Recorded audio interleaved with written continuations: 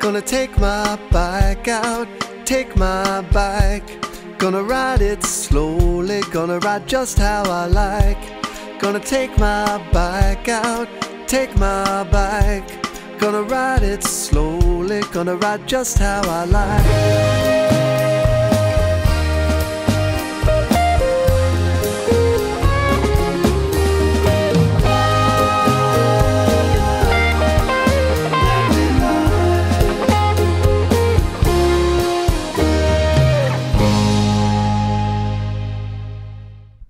Hi, my name's Justin Wagner, and I am one of the co-owners of Freeze Thaw Cycles bike shop on Allen Street here in State College.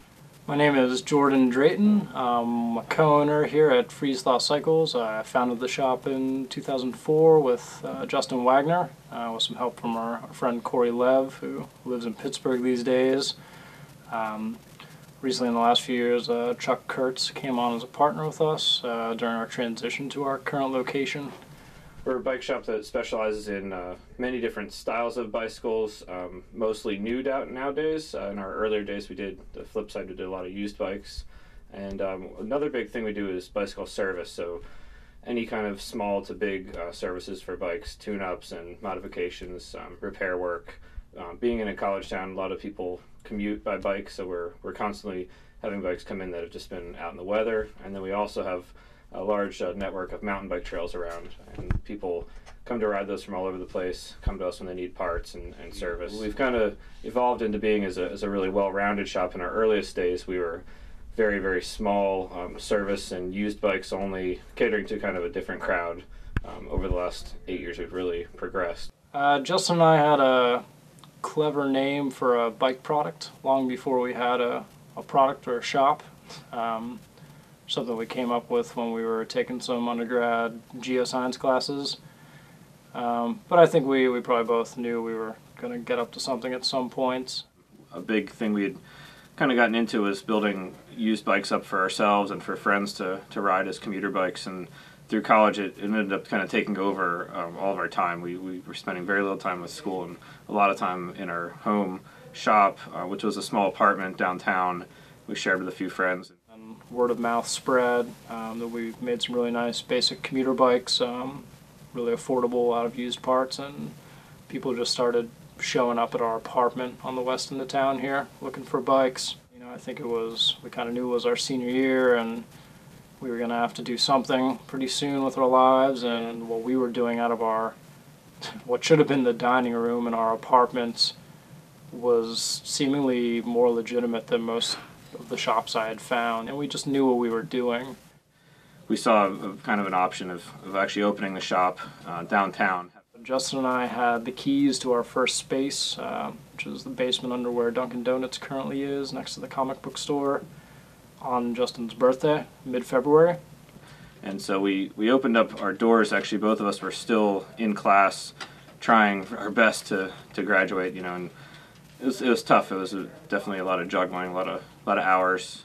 Justin and I both screwed up plenty of classes, which we fixed. Justin finished up that summer with 2 summer sessions. While he was at class, I was in charge of the shop, and I messed up a class that I had to retake that fall. But between summer and fall semesters, we both graduated, and we're on our way to this. You know, when we opened in 2005, that was a big risk for us. We were not even out of school.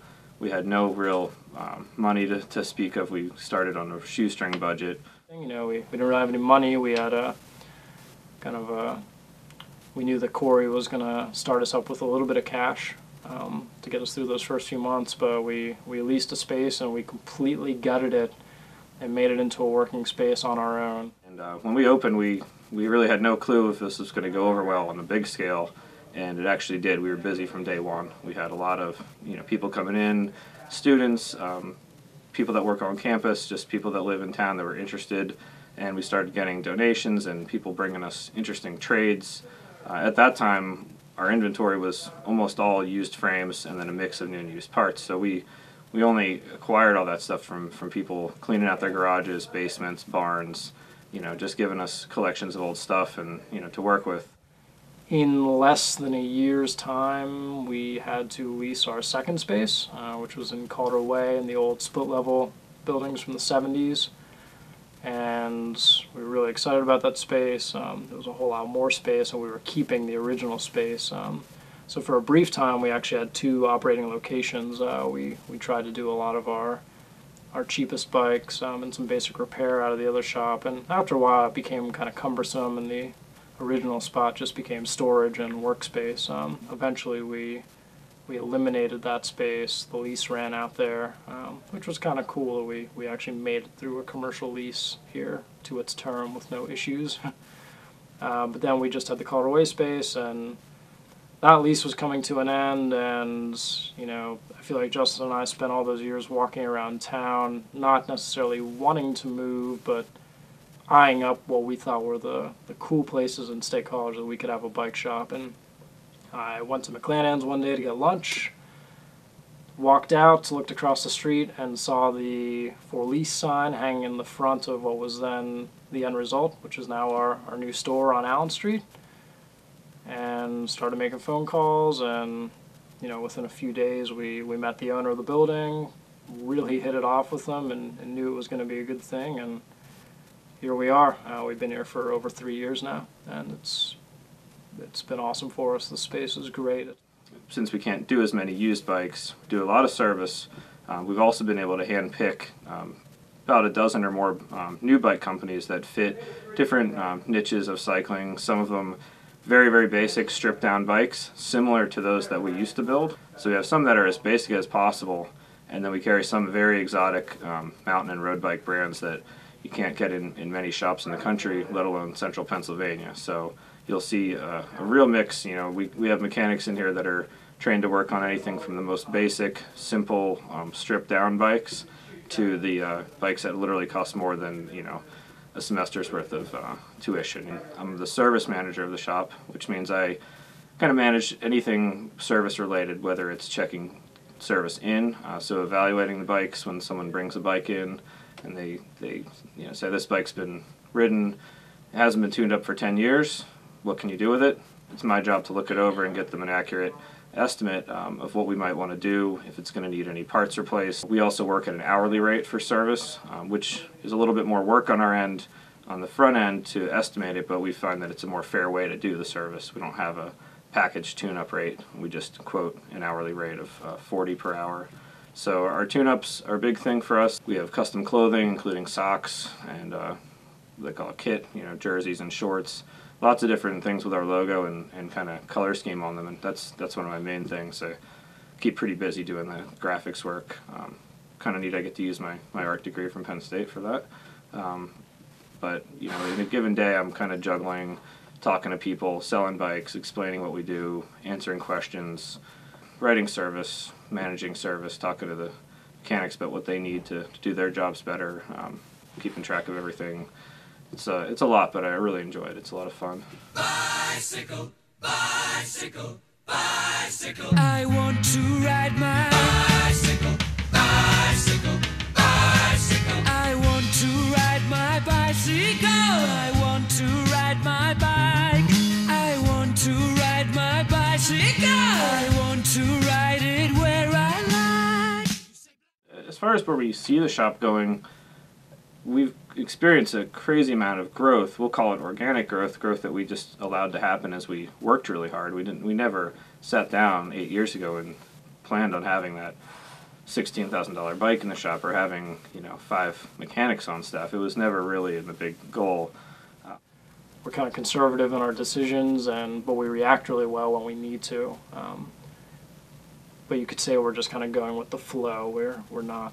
We don't have lofty ambitions of profits or number of employees or locations or square feet or, you know, inventory goals to a certain extent. We just want a good functioning shop that really, really adheres to our values. And we're so different now than we were 8 years ago that it's hard for a lot of people who are on the outside looking in to see that we are the same shop that we were then. What you see in the shop is very different, but we really are the same people with the same core values. So I'd say in the next 5 to 10 years, what we'd like to do is keep it sustainable, to keep those good people that we've got on board. We've got people that have chosen to do this for a career, and just keep them on board, keep, you know, doing the right thing, talking to people in a nice way. You know, I think right now we're in a phase where the most important thing to us is arguably the quality of life that we can afford our employees and ourselves to an extent, but we're really, in the last few years, really been trying to better the situation for them. You know, we want to make sure that our staff is afforded a good quality of life here. You know, that they have a reason to stay and work at our store, not just because they love bikes and, you know, that we're friends and it's a pleasant place to be. We want it to be something that they can actually afford to do and that they're being compensated for, and they can make a life here in town if they want to. You know, part of our success, it sounds really simple, but it's just treating others fairly and listening to them. And, you know, we get some pretty odd requests from people. A lot of shops only want to do it one way, and they really discard a lot of people. And, you know, in the age of the internet where you can buy things pretty cheap, one thing we can offer is our service, our expertise and knowledge and answering questions. So, you know, I'd like to see us not necessarily just keep growing and growing, but find a spot where we can level off and just keep doing what we do and still enjoy it.